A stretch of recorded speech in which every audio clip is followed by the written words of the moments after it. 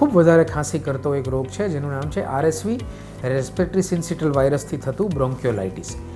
આ એક થોડુંક સિગ્નિફિકન્ટ બીમારી છે કારણ કે એની પ્રેઝન્ટેશન મોટામાં થતા અસ્થમા જેવી જ હોય, પરંતુ બાળકોને શ્વાસની ગતિ ખૂબ રૂંધાઈ જતી હોય છે અને ફાસ્ટ બ્રીધિંગ કરતા હોય છે બાળકો. અને ઘણી વખત 30-40% બાળકોની અંદર એ લોકોને સઘન સારવારની જરૂર પડે, ફ્રીક્વન્ટ નેબ્યુલાઇઝેશનની જરૂર પડે અથવા તો ક્યારેક ઓક્સિજન આપવાની પણ જરૂર પડતી હોય છે. જેનાથી હંમેશા ધ્યાન રાખો કે તમારા બાળકનું નખ, ટેરવા, આંગળીના ટેરવાઓ, અંગૂઠા, પગના નખ, હોઠ અને જીભ એ ભૂરી તો નથી પડતી, અથવા બાળક તમારું નોર્મલ ગતિ કરતાં વધારે શ્વાસ તો નથી લેતું, 40થી વધારે ગતિથી શ્વાસ તો નથી લેતું. જો આવું બનતું હોય, બાળકોના ડૉક્ટરનો સંપર્ક કરવો જોઈએ અને જરૂર પડે તો એક્સરે અને વિવિધ ટેસ્ટ દ્વારા RSV ઇન્ફેક્શન નથી એની જાંચ કરવી જોઈએ.